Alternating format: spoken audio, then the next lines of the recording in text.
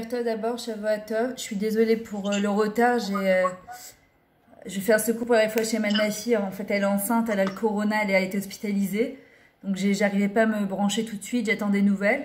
Donc, Refoua Shema Chet Varachel Bat Miriam Bezrat Hashem. J'espère que vous avez passé des bonnes fêtes de Hanouka, que tout s'est bien passé, que vous avez pu demander chacun vos miracles, que tout se passe bien Bezrat Hashem pour cette année. Voilà, donc on est, je sais même pas quel jour on est aujourd'hui, le dimanche 22, c'est ça? Non, dimanche 17. Ok, donc 17 décembre, voilà 2020. Donc on va continuer sur le Inyan de Emouna et Bitachon. Donc on avait expliqué qu'Akadosh Baruch Hu, il avait, je regarde pas la caméra parce qu'à côté de ça, je suis en train d'enregistrer. On avait dit qu'Akadosh Baruch Hu, il a beaucoup de moyens en fait de nous aider, il a beaucoup de moyens de nous sauver et il sait exactement comment faire et de quelle manière faire et il faut surtout pas limiter Akadosh Baruch Hu. Le problème c'est que bien trop souvent on le limite en fonction de nous ce qu'on pense, de comment nous on réfléchit. En fait on n'arrive pas à réfléchir en fait avec la tête d'Hachem. Alors ça veut dire quoi réfléchir avec la tête d'Hachem? C'est savoir qu'Akadosh Baruch Hu lui il est illimité et qu'il a, il a 1 milliard de solutions.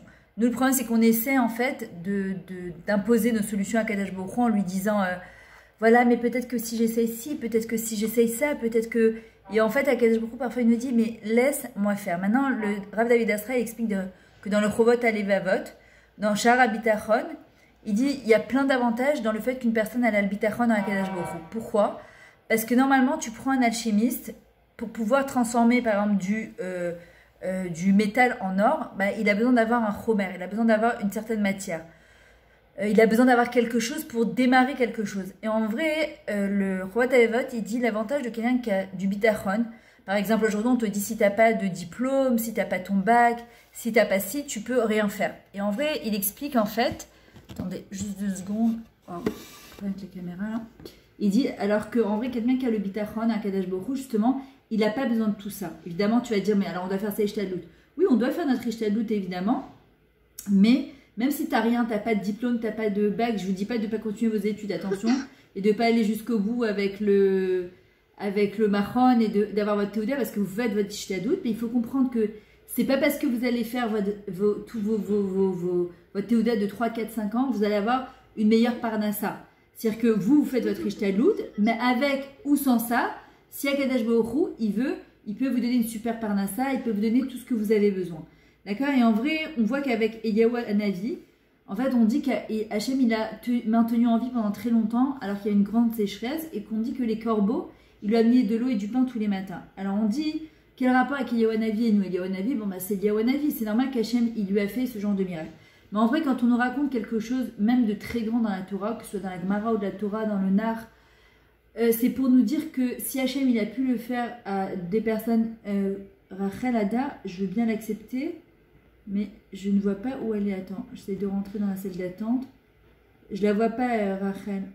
Dis-lui qu'elle essaie peut-être de re-rentrer.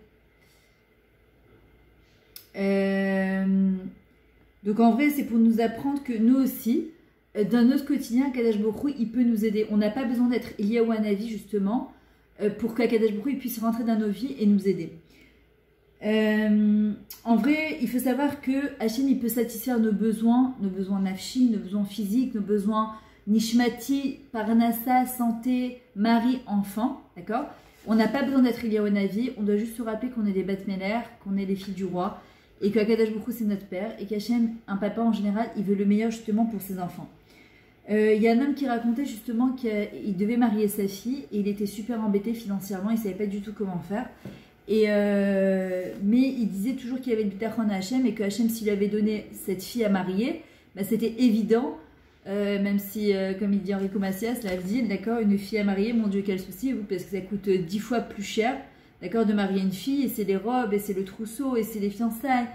Et je ne sais quoi d'autre, il disait, mais de toutes les manières, si Hachem m'a donné cet enfant à marier, moi j'en ai marié 2, bah, au Hachem, et je vois, les gens ils te disent, mais comment, quoi, c'est pas explicable en fait, tu sais même pas en fait comment ça arrive, d'où ça arrive, quand t'as pas pu mettre de l'argent de côté pour x et y raison, tu te dis, mais ok, mais alors comment tu fais? Franchement, Ashlech el Hachem, voyavecha, v'yochad chelecha, jette tes dossiers à Kadosh Baruch Hu, et c'est Hachem qui va t'aider en fait à trouver des solutions, que ce soit pour le Brit Mila, que ce soit pour une Bar Mitzvah, pour une Bat Mitzvah. Dans chaque chose que tu dois faire, en fait, il faut te remettre entre les mains d'Hachem. Et ce bonhomme, il raconte justement qu'il était embêté parce que ses affaires ne marchaient plus du tout bien. Au niveau de son boulot, c'était pas ça du tout. Mais il a dit à Hachem, voilà, je te demande de prendre en charge les besoins de ma famille. J'ai ma fille à marier. Je ne vais pas faire. Alors évidemment, après, il y en a qui vont te faire quand même des mariages à je ne sais pas combien en comptant sur Akadosh Baruch Hu. Chacun en fonction de son bitachon. Par exemple, moi j'ai une copine, elle a marié sa fille. Bon, elle a marié avec, je crois que c'était Yad Eliezer ou Chasdei Naomi. Bon, c'est des manottes à 15 shekels où tu payes pas grand chose. Et bon, c'est vraiment, comment dire, au Hachem qu'il y a ça. Maintenant, après, chacun ce qu'il peut et ce qu'il peut pas. Après, elle a assisté à un autre mariage. Bon, ça, c'était dans des assiettes normales où elle m'a dit, c'était des manottes à 10 shekels, donc du khat pami, ça c'est du plastique. Il y en a qui disent, ah non, moi je peux pas, c'est pas possible, il me faut un minimum. C'est-à-dire que chacun en fonction de sa émouna, il y en a qui disent, mais moi je peux pas payer que seulement 100 shekels une mana ou 200 shekels. En fait, chacun avec son émet, chacun avec son degré bitachon, Akadosh Baruch Hu, en vrai, il répondra à tes besoins, d'accord? C'est-à-dire que parfois tu dis, ouais, mais franchement, c'est pas être un petit peu méfouneket, un petit peu être gâté. Rachel Ada, elle a réussi à rentrer, les filles? Vous savez si elle a pu rentrer ou pas? Oui, elle est là. Ok, super. Merci. D'accord, donc tu dis chacun en fait en fonction de son niveau, Akadosh Baruch Hu, il va pouvoir rendre. Des gens parfois qui se contentent d'avoir un 2 pièces en disant bah écoute, c'est ce qu'il y a. Et il y en a qui te disent, moi je vois, qui te disent ah mais moi je peux pas, j'ai tout, il me faut un 3 pièces. Tu as envie de leur dire mais enfin regarde tes rentrées, regarde tes revenus. Tu dis je peux pas faire autrement. Et je vois que ces gens-là, quand ils sont émettent, c'est pas juste pour se la jouer ou pour montrer que vraiment ils peuvent pas nafchi. Bah, Kadosh Baruch Hu, il les aide à trouver exactement ce qu'ils ont besoin. Et c'est pour ça que chacun, il doit faire en fonction, être très dover emet milvavo, parler emet dans son cœur et comprendre ce qui se passe à l'intérieur. Maintenant, cet homme-là, il affirme donc qu'il a marié sa fille sans excès, il a fait un mariage très mechoubad, très respectable, mais sans délire. Et bon, après, évidemment, toutes les factures, elles sont arrivées. Il devait donc payer toutes ces factures et en fait, il ne savait pas d'où cet argent il viendrait. Et il a commencé à regarder son courrier. Pendant qu'il regardait, il voyait tout ce qu'il avait à payer. Il disait à Hachem, franchement, je suis complètement perdu et il n'y a que toi qui peux m'aider à payer tout ça. Puis à un moment, il voit une enveloppe qu'il a failli jeter parce qu'il ne savait pas d'où ça venait. Puis il a dit, bon, je vais quand même la regarder. Vous savez, c'est comme les enveloppes parfois que tu reçois dans un mariage ou une bar mitzvah, ça m'est arrivé. Et qu'une enveloppe, tu la touches, tu as l'impression qu'il n'y a rien du tout. Et puis tu te dis, bon, qu'est-ce que je perds de vérifier quand même? Et en fait, tu as un chèque et parfois, c'est le plus gros chèque. C'est la plus grosse enveloppe que tu as reçue et que tu aurais pu même jeter à la poubelle parce que tu pensais qu'il n'y avait rien alors qu'il y avait un chèque mais il n'y avait pas d'espèces. Et cet homme-là, il dit, elle avait l'air complètement vide cette enveloppe, encore un papier de plus. Et il ouvre, en fait, il voit un chèque de 23 000 euros. 18 ans avant, il avait travaillé dans une firme où, en fait, il était parti de cette firme. Cette société, elle a fait faillite. Et quand le Massach Nassa, les impôts, ils ont commencé à fouiller, ils l'ont demandé, ils lui ont dit, tu sais que tu es redevable à cet homme-là qui a travaillé chez toi, plus toutes les indemnités, tu lui dois 23 000 euros. Et donc, non seulement ça lui a payé le mariage, en plus, il est sorti avec de l'argent en plus. C'est-à-dire que parfois, tu ne sais pas comment Hachem il fait, mais Akadosh Baruch Hu, il savait que 18 ans avant, quand il a eu sa fille qui devait la marier, il savait que Hachem, il lui avait déjà prévu ce sroom-là. Moi, je vous l'ai dit, quand j'ai marié mes 2 filles, je ne peux pas vous expliquer quoi, quand, comment, c'est incompréhensible.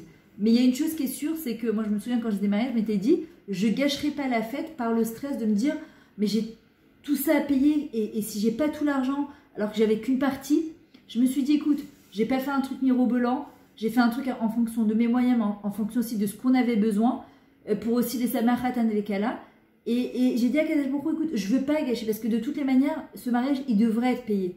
Et ben Baruch Hashem, vraiment Kadosh Baruch Hu il nous a aidés. Alors, pour revenir à l'histoire de Yehonavi, c'est que Nachon, on voit pas de corbeau à nos portes comme Yehonavi qui va nous amener de l'eau et du pain. On n'est pas dans le désert où à Kadosh Baruch Hu, tous les matins, tu ouvrais la porte et tu voyais ta part de manne devant ta porte où tu savais que tu avais de quoi manger tous les jours. Mais à Kadosh Baruch Hu, aujourd'hui, justement, il a un autre moyen de nous envoyer exactement ce qu'on a besoin. Maintenant, à Kadosh Baruch Hu, on voit que tous les jours, d'accord, dans les Birkot HaShachar, on dit Baruch Ata Hashem Elokeinu melech haolam, Matir Asurim, qui délivre les prisonniers. En vrai, c'est quoi qui délivre les prisonniers? Alors, tu peux te dire, ben non, moi, Baruch Hashem, je suis chez moi, je suis tranquille, et en fait, je ne suis pas emprisonnée. Mais en fait, si, on peut ne pas se rendre compte que parfois, en fait, on est emprisonné par certains schémas limitants, par une manière de penser, par une manière de réfléchir. Par exemple, quelqu'un qui travaillerait chez un patron et qu'en fait, tu sais que tu peux être promu et tu peux grandir en fait dans ta place. Et donc, qu'est-ce que tu vas faire? Tu vas tout faire pour les ratsot, faire plaisir à ton patron. D'accord? Maintenant, il y a deux manières de servir dans ce monde. Tu as servir ton patron, Bassar Vadan, de chair et de sang, et tu as servir le grand patron. D'accord? Je ne sais pas si vous connaissez ce livre. En tout cas, je vous recommande de le lire si vous ne l'avez jamais lu. C'est le patron avant tout. D'accord? C'est que servir le grand patron et de les ratsot auto.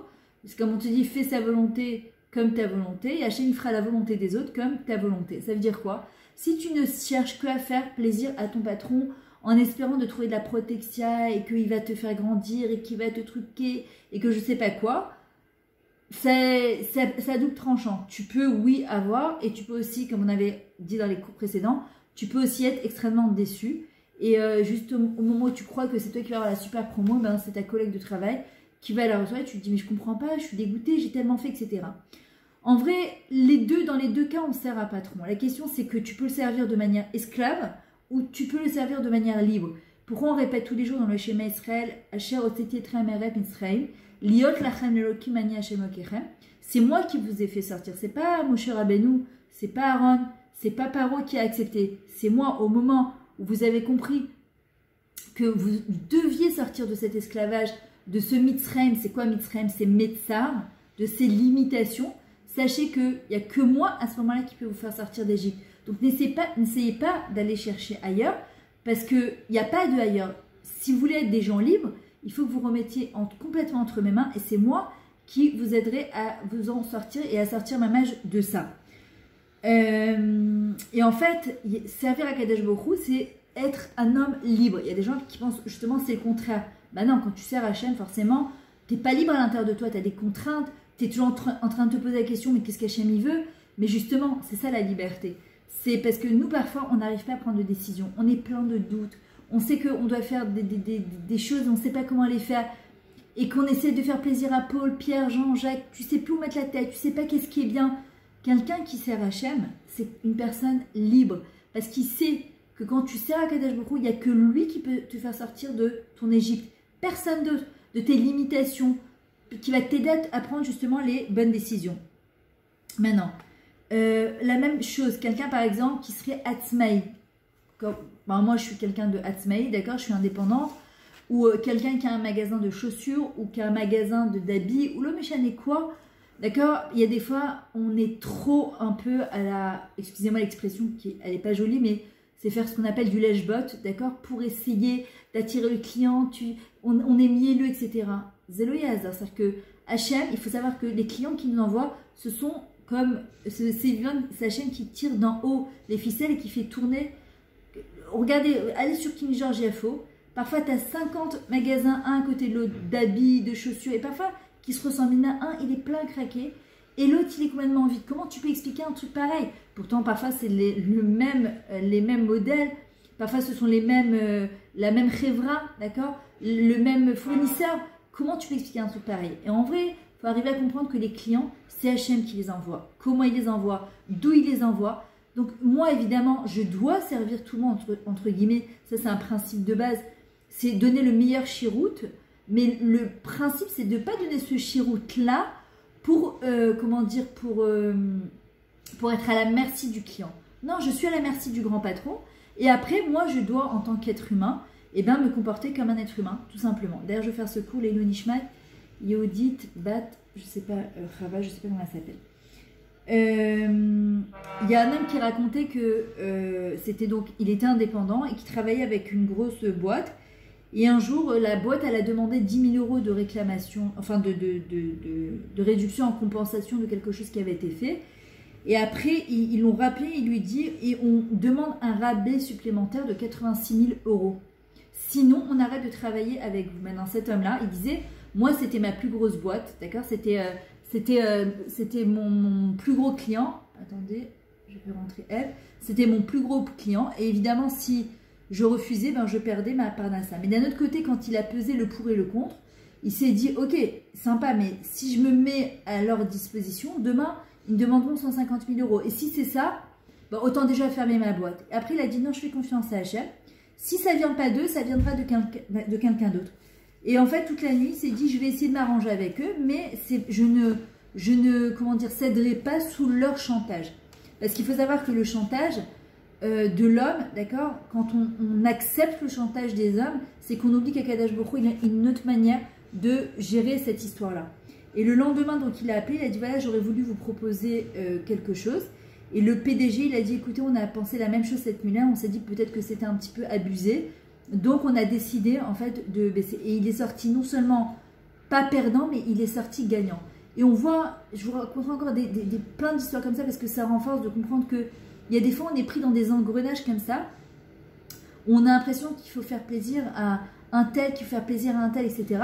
Et on oublie, en fait, c'est quoi le bitachon? C'est vraiment mettre Hachem en avant, devant, et en se disant, mais attends, dans cette situation, parce qu'en fin de compte, c'est Hachem qui me l'a envoyé, lui, c'est qu'un chalier d'Akadosh Baruch Hu, c'est pour me renforcer dans mon bitachon. Qu'est-ce que je suis censée faire? D'accord? C'est-à-dire que comment je suis censée réagir dans telle ou telle situation? Hachem, qu'est-ce que tu attends de moi? Alors, il y a des gens, je sais qu'il y en a ceux qui n'ont pas l'habitude de communiquer comme ça avec Hachem, ils se disent, mais d'accord, mais comment il va me répondre? Qu'est-ce qu'il va me dire? Il te répond. Ouvre tes oreilles, ouvre ton cœur, ouvre ton esprit, justement. Il ne faut pas être Metsoun Semet dans sa tête. C'est-à-dire qu'on ne doit pas être restreint. Être restreint, ça veut dire se dire, je ne réfléchis que par ma manière de voir les choses. Non, c'est j'ouvre ma tête et je dis à Hachem, regarde, je te jette mes dossiers, fais au mieux. Et en fait, tu ne sais pas d'où ta réponse, mais vraiment, c'est Ma'in Yavo Ezri, d'où l'aide, elle va arriver, par quel avocat ça va passer, par quelle personne ça va passer, par quel bon chalier ça va passer. Pardon, mais Akadosh Baruch Hu, il a 1 milliard de solutions. Maintenant, on sait que une personne qui voit Hachem dans son quotidien, ce qui est marqué dans Habakkuk, Tzadik Bemunato Yechye, ça c'est vraiment dit à la fin des temps, c'est-à-dire maintenant, précisément, que le juste vivra par sa Emouna. Dans les Teilim de David Ameler, il y a marqué comme ça, Kol mitzvotecha Emouna. Chacune de tes mitzvot, d'accord, sont fondées sur la foi. On avait expliqué que le mot mitzvah, ça vient du mot tzifta en araméen, c'est-à-dire faire équipe avec Hachem. C'est-à-dire qu'on doit faire équipe avec Akadosh Baruch Hu, et quand on accomplit une mitzvah, on doit se dire qu'on ne l'accomplit pas que pour nous, mais on l'accomplit aussi parce qu'on fait plaisir à Akadosh Baruch Hu et qu'on remplit son rôle sur terre. On amène notre part et notre bien sur terre. Alors, si je vous demandais maintenant à chacune, vous verrez que chacune, en fait, elle a son Yetzirah. Moi, une mitzvah pour moi qui va être extrêmement facile, elle va être extrêmement difficile pour quelqu'un d'autre. Je le vois par exemple en Tarata Mishpacha, quand j'enseigne aux calottes. Il y a des calottes et des mariés qui vont le prendre super bien. Pour elles, c'est une évidence qu'elles doivent bien garder, qu'elles doivent bien faire leur bdikot, qu'elles doivent bien faire la Tarata Mishpacha, qu'elles doivent pas on ne doit pas se toucher pendant cette période-là, etc. Malgré la difficulté. Et il y en a pour qui, en ce moment je suis avec une Kala, elle pleure tellement c'est difficile. Elle me dit mais je peux pas, c'est trop difficile, je peux pas, je suis très affectueuse, j'ai besoin de toucher mon mari. Et je lui ai posé une question toute simple, je lui ai dit regarde, elle a un certain âge, ça fait longtemps qu'elle attendait pour se marier, je lui ai dit dis-moi, jusqu'à il y a 6 mois que tu connaissais pas ton khatan, t'étais seule, Nahran? Elle me dit oui. Je lui ai dit où c'est que t'es parti chercher ton chibouk? Où c'est que tu allais chercher ton amour, ton affection? Elle me dit bah nulle part, j'avais pas de khatan. Je lui dis donc tu comprends qu'Hachem maintenant il te fait un super beau cadeau, il t'a amené enfin la personne avec qui t'as attendu pendant toutes ces années où tu es prête à t'engager.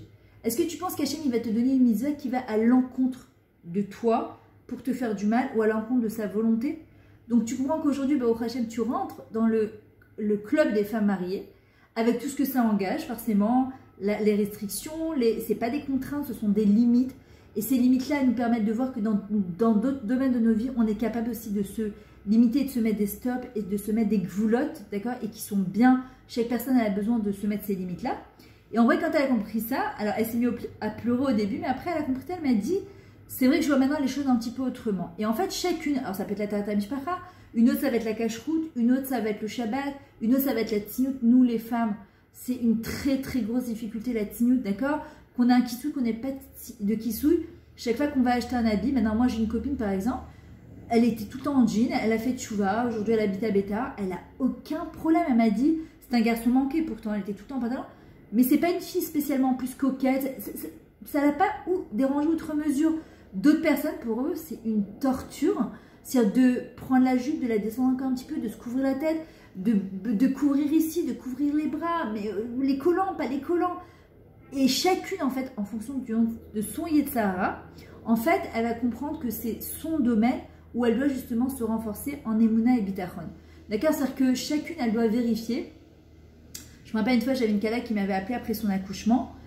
Et bon, elle m'avait dit, bon, je vais rappeler évidemment toutes la halachot qu'elle devait faire. Et puis après, elle me dit, mais dites-moi, est-ce que je suis obligée de faire toutes les bdikot? Et je lui dis, oui, pourquoi t'as un problème? Il y a quelque chose d'après ton cas? Elle m'a dit, non, j'ai juste la flemme. Et en fait, je lui ai dit, vérifie dans quel autre domaine dans ta vie où tu as la flemme, en fait, parce que chaque chose spirituelle, en fait, elle s'exprime, non, chaque chose, pardon, matérielle, en fait, elle va exprimer quelque chose de spirituel. Donc, je lui ai dit, regarde, on peut aller 10 fois aux toilettes, c'est normal qu'on, excusez-moi, mais voilà, on va aux toilettes, on s'essuie, il n'y a pas de problème.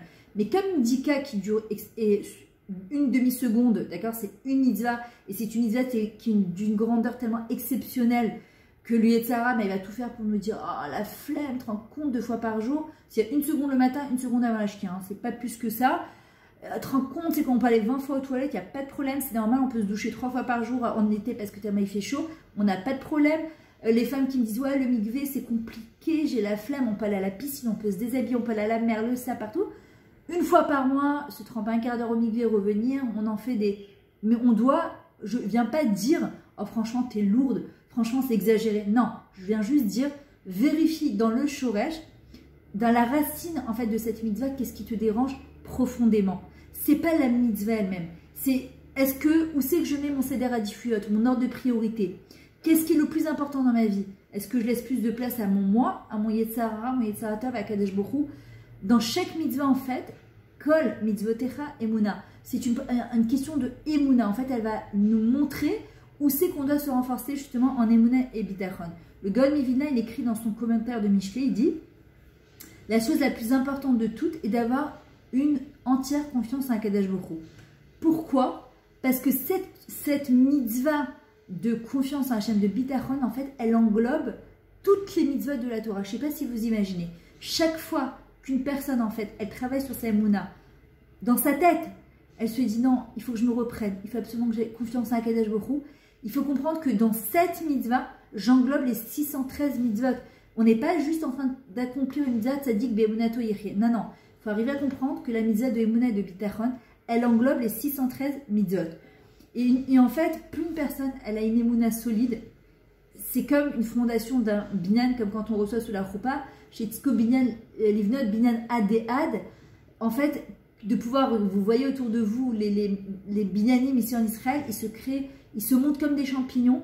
Mais moi, j'ai un binyan qui est en train de se construire en face de chez moi. Je vois combien de temps ils ont travaillé, au moins 3-4 mois pour les fondations. Enfin, bon, c'est rien en vrai, mais 3-4 mois parce que après, quand ça commence à grimper, ça grimpe tic-tac. Mais le plus long, c'est les fondations.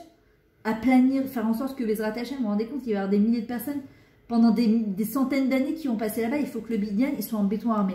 Et nous aussi, c'est exactement pareil dans notre quotidien. On est confronté à ça. Où Akadosh Baruch Hu va nous envoyer plein de edgarim, de challenges dans la vie. Il faut que dans nos fondations, on soit archi solide. Pour que quand on va passer les 4 saisons de l'année, l'automne, le printemps, l'hiver et l'été, il y aura un moment des orages, il y aura des éclairs, il y aura des tsunamis, il y aura des moments de bonheur, il y aura des moments plus faciles et des moments plus difficiles, d'accord?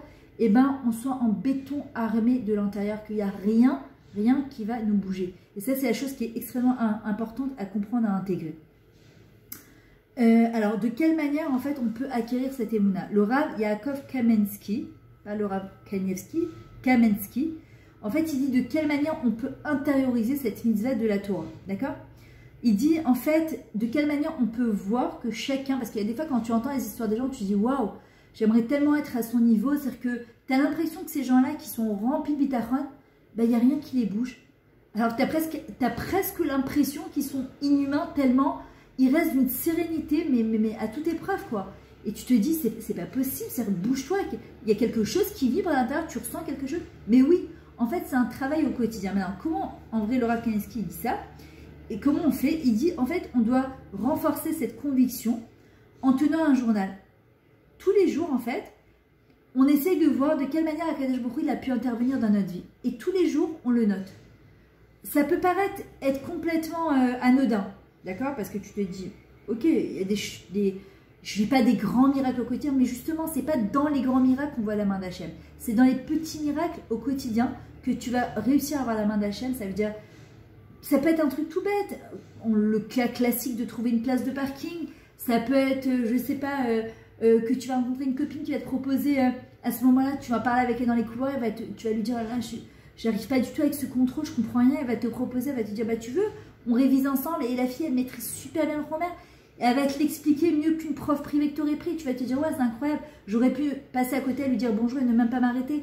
C'est des petites choses au quotidien où Akadosh Baruch Hu, justement, il nous envoie sa Hashgacha Pratit, son providence divine, au fur et à mesure. Et en fait, c'est super important, d'accord, qu'on appelle ça, de noter ces petites choses-là.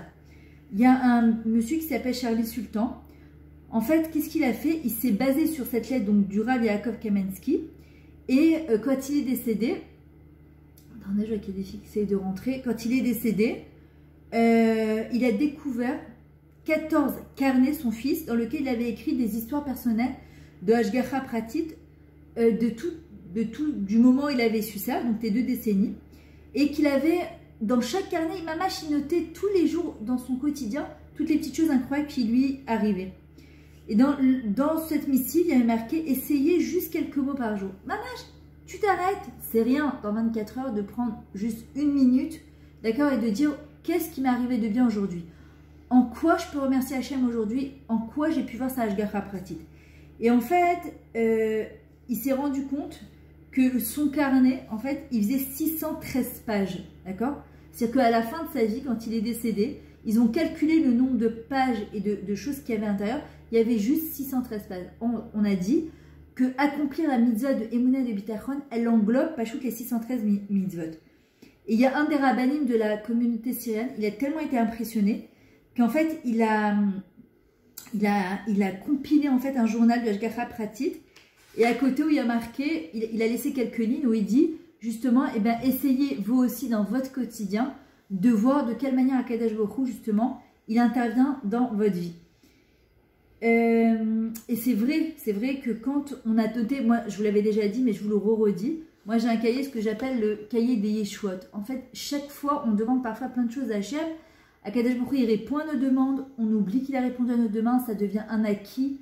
Et en fait, on ne sait pas après, quand on est embêté, en fait, on ne sait pas de quelle manière Akadosh Baruch Hu, il va nous aider. Mais quand tu relis, en fait, tout, avant de même de redemander quelque chose, tu relis en fait toutes les choses qui te sont arrivées dans ta vie, que tu vois le nombre de Yeshuot que tu as reçus, tu te dis, attends, mais ça j'avais oublié combien de temps j'ai prié.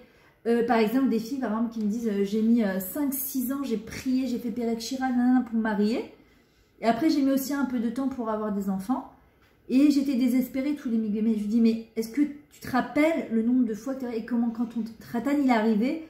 Et en fait, le fait d'avoir marqué toutes ces choses-là où chaque Shidour qui t'a amené un, en fait, ça devrait nous renforcer sur le fait que, bah, de la même manière qu'Akadosh Baruch Hu, quand il va vouloir t'envoyer ton bébé, ça va arriver, c'est Yeshua Hashem qui est Raphaël.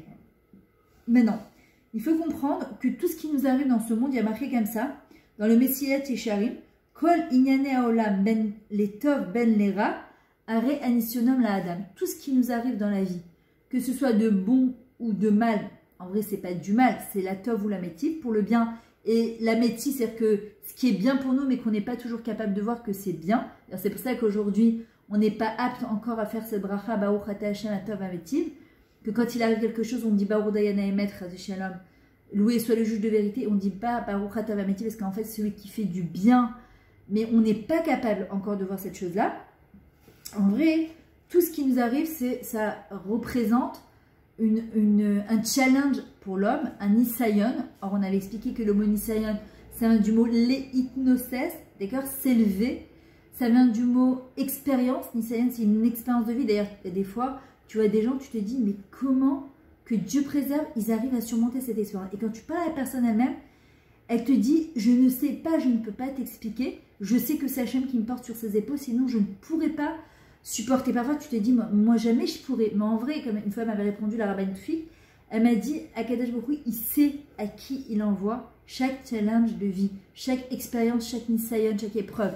Il n'envoie pas à une personne si elle ne peut pas le surmonter. Pas seulement elle, tous ceux qui entourent cette personne-là. Et quand Kadosh Baruch Hu, il a envoyé cette expérience, c'est qu'il a tout calculé de A à Z, de quelle manière cette personne devrait le passer, et tous les gens qui sont autour, et est-ce qu'elle était apte à le surmonter. Maintenant, quand il envoie ce challenge de vie à Kadosh Baruch Hu, forcément, il envoie aussi les choses qui vont avec, c'est-à-dire les kelim, tout le hargas kelim, toute la boîte à outils qui va avec. Hachem ne nous a pas jeté au milieu, il nous a dit, maintenant vas-y, débrouille-toi. Non, Hachem, quand il a fait ça, il nous a envoyé aussi tous nos hargas kelim, tous les kelim qui vont avec. Après, à nous d'aller chercher au fond de nous-mêmes, dans nos ressources, comment on va faire pour s'en sortir. C'est pas, mais pourquoi Hachem m'envoie ça, c'est comment je fais pour me sortir justement de ça et grandir surtout de ça. En vrai, c'est comme, on va dire, j'aime pas ce truc-là, mais un coup monté. C'est un plan organisé d'Akadosh Baruch Hu et afin de vérifier de quelle manière on va agir et réagir. D'accord? D'ailleurs, c'est ce qu'on appelle l'Ahirat Shamaim de l'homme. L'Ahirat Shamaim de l'homme, en fait, elle n'est pas... Les gens, ils pensent que l'Ahirat Shamaim, c'est je crève de peur du Geinom, du Gan Eden, et que Chaz Shalom, si je fais quelque chose de pas bien, alors Hachem, il m'attend au quart de tour. C'est pas ça, l'Ahirat Shamaim, c'est Hachem, il envoie quelque chose, de quelle manière je vais réagir. Est-ce que je vais tomber la tête la première? Ça peut être, par exemple, un truc de Shomer Negia, ça peut être, tu vas passer à côté d'un truc, tu as envie de manger, mais c'est pas ta Ashgacha. Ça peut être pendant Shabbat, ça peut être... un truc qui n'est pas super cachère, que l'homme est de quoi, un habit que tu vas vouloir acheter. Alors, tu vas te dire, ouais, mais c'est difficile. Alors, la première image, la première pensée de vouloir acheter cette chose-là, il faut savoir que c'est Akadosh Baruch Hu qui te la met dans la tête. D'accord? C'est Hachem. La deuxième, c'est nous. Comme on avait expliqué avec le moussag de Ephrat. D'accord? C'est quoi Ephrat? On avait dit, roi par Chano de Régage de Bouva. Il y a un événement qui se passe. Comment je vais interpréter cet événement? Et en fait, Maïrat Shamaim, c'est ça.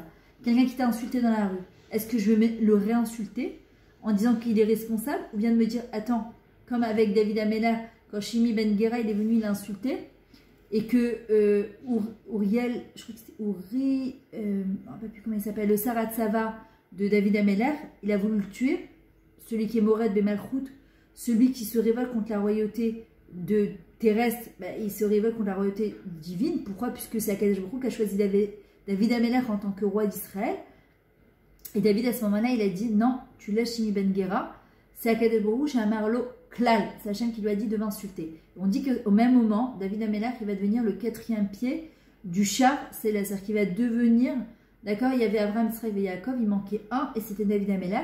Et à Akadosh Baruch Hu, on dit qu'il y a un Midrash qui dit qu'il avait fait un eskem, un accord avec Shimi Ben Gera en lui disant, est-ce que tu es d'accord, mais sache que tu risques de mourir, parce que David Ameller doit devenir le 4e pied, il a accepté. Après, c'est qui ce Shimi Ben Gera? C'est le grand-père ou l'arrière-grand-père de Mordechai Yehudi. Et imaginez que si David avait tué Shimi Ben Gera, on n'aurait pas eu Mordechai Yehudi, qui va lui-même venir sauver le Ham Israël. En vrai, pourquoi il va réagir comme ça? Il aurait pu dire quoi? Mored Bemalchut, tu te rends compte qu'est-ce qu'il fait? Maintenant, il a compris que c'est Akadosh Baruch Hu qui avait envoyé cette personne-là, que c'était un Israël. Maintenant, c'est un grand niveau. Mais on doit comprendre que la Hirat Shamaim de l'homme, la crainte du ciel, ton mari va te dire un truc énervant, ton gosse il va mal te parler, ta belle-mère t'a fait un truc.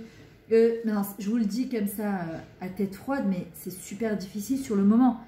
Elle est où ma Hirat Shamaim? C'est la première truc, c'est Hachem qui t'envoie. Le deuxième truc, c'est comment moi je vais choisir, au Bachatna Bachaim, d'accord, de réagir. Et la Hirat Shamaim, c'est quoi? Forcément, c'est collé à la Emunah Bitaron, parce qu'il y a des gens que tu vas aller voir, ils vont étudier la Gemara, la Torah, Quand est-ce qu'on voit la grandeur de leur Limud Torah? C'est l'Ilmod ou les Lamed, l'Ishma al-Asad ou le Kayem.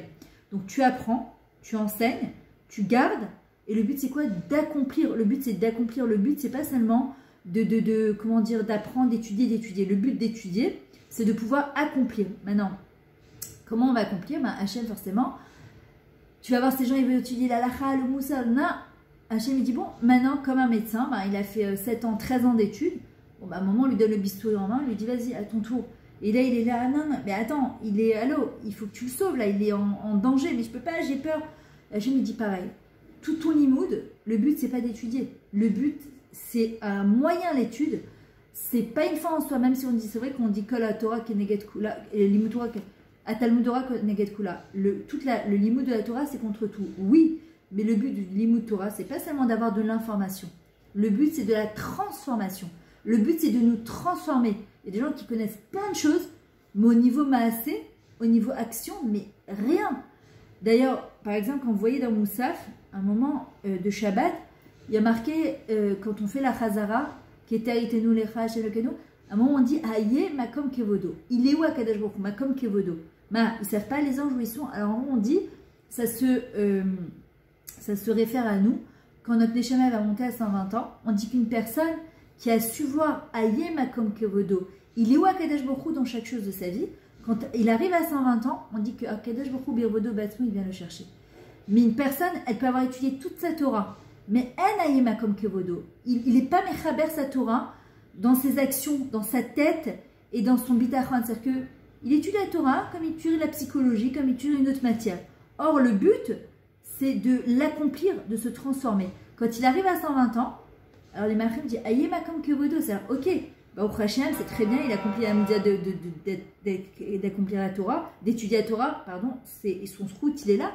Mais si je veux une vraie proximité, même dans l'Olam Haemet, avec Akadosh Baruch Hu Neshama, elle soit mamash mitachat kisa kavod, en dessous du trône céleste, il faut que dans chaque chose que je fasse, je me pose la question, Aye makom kevodo, il est où Akadosh Baruch Hu? Qu'est-ce qu'il attend justement de moi?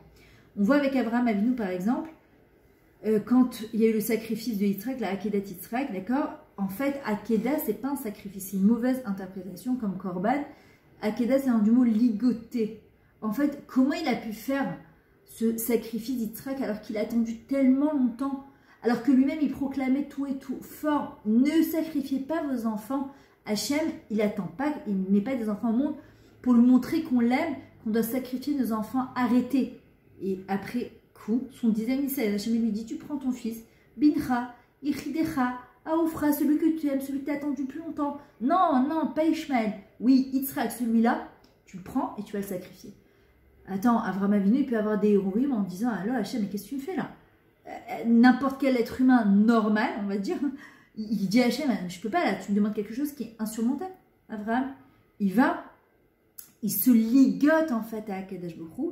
Yitzhak, il pose pas de questions. Akeda, il se ligote à Akadosh Baruch Hu, il se colle, il est en dvécout total avec Hachem, et il dit, je fais confiance à Hachem, il sait ce qu'il fait. Le Midrash Bereshit Rabbah, il dit, Vaelokim Nissa et Avraham, Dieu éprouva Avraham. Il dit, c'est quoi le mot Nissa, d'accord? Quand on voit dans les Télim 60, pasuk 6, Nes les hypnoses, une bannière pour être brandie. On avait expliqué à Hanouka que justement, le mot Nisayon, on a le mot Nes, le miracle. C'est qui le miracle? C'est nous. Et tu verras que toutes les grandes personnes du monde, l'homme échané, que ce soit des juifs ou des non-juifs, les gens qui sont devenus très grands, les gens qui sont devenus Rosh Memshala, des présidents, les gens qui sont devenus l'homme échané quoi? Ce sont des gens comme un Steve Jobs, comme un Bill Gates, comme un Bibi, comme un Avraham Lincoln, comme un Avraham Avinu, ces gens-là, comme un David Amelach. Regardez, c'était Parashat Miketz. Yosef Hatzadik, il est resté 24 ans esclave avant de devenir le vice-roi d'Égypte et de retourner le pays. 24 ans, ce sont des gens qui sont passés par des choses qui étaient compliquées d'abord. On a envie de poser la question, mais quoi, Hachem, il ne peut pas faire que on vive la même chose sans que ce soit aussi difficile, que ce soit aussi compliqué, les choses elles peuvent pas être différentes. Je sais pas, je suis pas dans les règlements d'Akadosh Baruch Hu, mais apparemment, pour faire sortir le plus grand de nous-mêmes, le meilleur de nous-mêmes, le potentiel de nous-mêmes, il y a des fois, ça doit passer par des choses qui sont parfois, oui, compliquées. Il y a des choses qui nous dépassent et qu'on ne comprend pas du tout.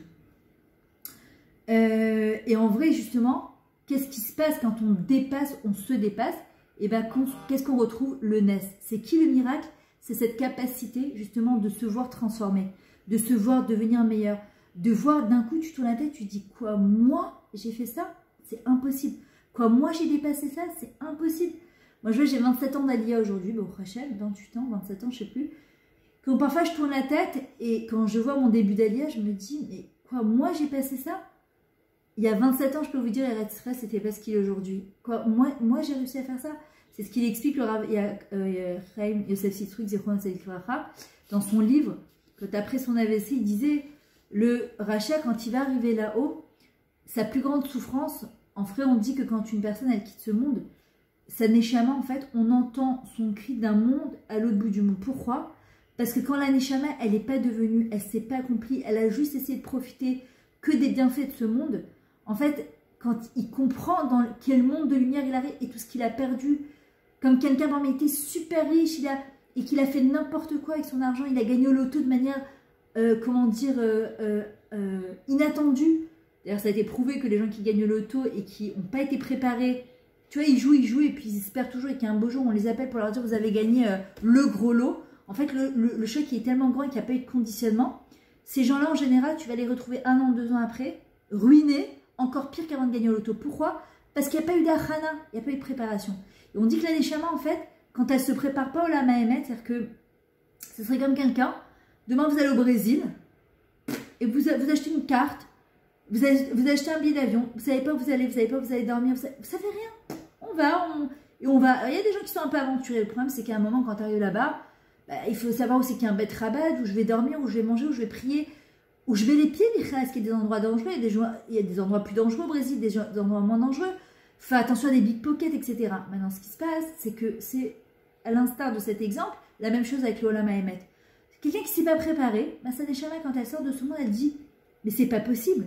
C'est pas possible, j'ai eu tout l'argent du monde, tout le bonheur du monde, toutes les opportunités. Mais qu'est-ce que j'ai fait? Comment je me retrouve ruinée? J'ai strictement rien. » Et en vrai, ce qui se passe, c'est que une personne, quand elle se prépare au Olam Haemet, elle comprend que ce monde-là, c'est qu'un prose d'or. Elle comprend que ce monde-là, ce n'est qu'un vestibule qui va nous amener dans le vrai monde. Alors, elle remet une proportion, justement, aux choses. Maintenant, ce qui se passe, c'est qu'après... Ah oui, alors pourquoi je vous parlais de ça? Parce que je ne me rappelle plus pourquoi je vous parlais de ça. Avec le Rav Citruc, justement, où il explique que quand, en fait, le rachat, il arrive en haut, il se dit quoi? Quoi, tout ça, tout ce que j'ai écouté. Et en fin de compte, on lui montre que toutes ces épreuves qui lui paraissaient insurmontables, toutes ces tavotes, les plaisirs de ce monde, qui se disaient, mais je peux pas sans ça. J'ai besoin de manger comme ça, j'ai besoin de cette tavat new, cette sexualité, j'ai besoin de cet argent, j'ai besoin de tout ça pour mon besoin à moi. C'est Yaakov, et ça, qu'est-ce que je peux profiter de ce monde? Alors que Yaakov, c'est qu'est-ce que je peux apporter dans ce monde? Comment on lui montre tout ça comme une marche d'escalier?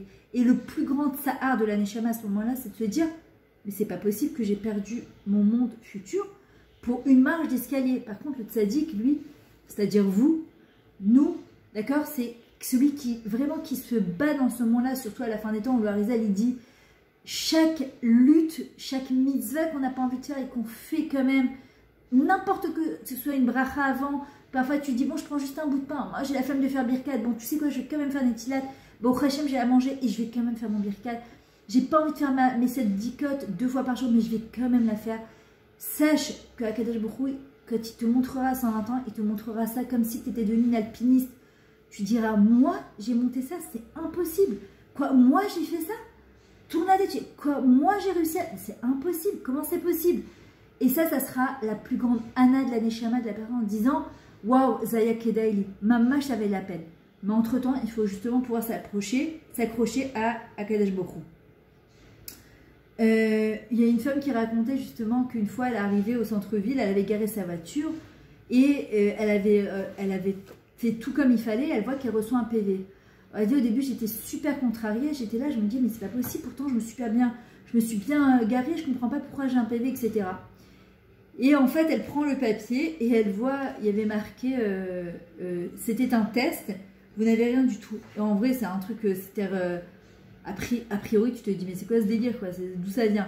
En gros, on dit, en fait, elle a dit, j'ai eu l'impression que c'est Akadosh Baruch Hu qui m'avait envoyé cette chose-là. Moi, ça m'est arrivé à Hanouka. J'ai passé 3 jours à Roma chez ma sœur. Et en fait, mon mari m'appelle et me dit, tu sais, il y a les flics qui sont en bas. Ils disent que tu es très mal garée, alors que j'étais bien garée. En fait, ma voiture, j'avais bien vérifié, j'avais même demandé aux voisins. Elle dépassait de ça du parking. Mais vraiment, ça, j'ai fait hyper attention, même quand je me gare, de jamais prendre 2 places de parking ou même 1,5 de manière à se me dit une personne si elle va vouloir se garer, etc. Vraiment, je fais hyper attention à ces petits détails-là. J'ai regardé, j'ai vraiment vu, et j'ai vu même une grosse voiture qui sortait. Je lui ai dit, je vous dérange. Elle m'a dit, non, pas du tout. Ça faisait 3 jours qu'elle était là-bas. Et mon mari me dit, il y a les flics, il dit, si tu bouges pas la voiture maintenant, ils t'amènent le gras, d'accord, la remorqueuse. Donc je descends, ouais, j'étais en pyjama avec mes chaussures Mickey, là, mes chaussures Mickey. Je mets vite un truc, je descends, etc. Et je vois un papier dessus, je me dis, ouais, j'ai reçu une contravention. Et j'arrive, il y avait marqué, il y avait en plus mon rétroviseur bien levé comme ça, je crois qu'il me l'avait cassé. il y avait marqué Beva Kasha, Lolartnot, Betsura Kazot, Pamaba. S'il te plaît, ne te garde pas. Et de loin, j'ai vu un papier, je me suis sûre que c'est une contravention. Et en fait, à Kadesh Borou, il faut comprendre que souvent, il nous met dans des trucs de test. Moi, ça m'est arrivé, je ne sais pas si je l'avais raconté la dernière fois à Tel Aviv, où je m'étais super bien garée, j'avais mis mon pango. J'arrive, je prends un PV de 100 shekels, je me dis, mais je comprends pas. Je suis garée en bleu et blanc. Vraiment, je ne comprenais pas. Je regarde et je demande à quelqu'un, je lui dis, tu comprends? Elle me dit, t'es de Tel Aviv? Je lui dis, non. Elle me dit, alors sache qu'après 7 h du soir, tu dois quand même payer là-bas. Je ne sais pas si c'est payant jusqu'à quelle heure. Elle dit, mais si tu n'es pas Ezor Echad, Ezor Shtaim, Ezor Shala, c'est-à-dire que tu n'es pas habitant de Tel Aviv, donc tu dois avoir une Madbeka sur ta voiture, bah, tu te prends un PV. Je lui dis, mais je comprends pas. Elle me dit, ben, juste sur le trottoir d'en face. Alors, au début, c'est super contraignant parce que tu te dis, attends, non seulement j'ai payé le pango, j'étais bien, j'ai bien vérifié. Après, tu peux dire, bon, tu vas être contrarié, peut-être qu'en fin de compte, c'est Akadosh Baruch Hu qui t'a envoyé ce truc-là. J'ai quand même essayé, j'ai fait un héros, j'ai écrit à la mairie de de Tel Aviv, bah, au Hachem, ils me l'ont annulé. Bon, ça marche pas toujours la vérité. Mais Kara ou Kara, de comprendre qu'en fin de compte, c'est Akadosh Baruch Hu qui t'envoie tous ces. C'est pas le pacard qui est passé, le flic qui est passé à ce moment-là que tu as envie de maudire ou d'insulter, ça sert à rien du tout. C'est-à-dire que je dois pas oublier que Vaïssa Elohim et Avram, c'est-à-dire que nous aussi, on est tous, entre guillemets, des Avram. Avram ou Ayayachid, il était unique, mais nous aussi, on est tous uniques aux yeux d'Hachem. Et de comprendre qu'en fin de compte, c'est Akadosh Baruch Hu qui nous envoie ces mini-épreuves, ces mini-tests, d'accord, pour nous rappeler que c'est lui qui nous envoie et se renforcer. Maintenant, comment on peut reconnaître qu'il s'agit vraiment d'Akadosh Baruch Hu? Il y a des gens, c'est incroyable, tu vas avoir la même situation, il y a des gens, ils vont avoir la main d'Hachem dedans, il y a des gens, bah, ils n'arrivent même pas à voir comment ça peut venir d'Akadosh Baruch Hu. Il y a je ne sais pas si, moi je suis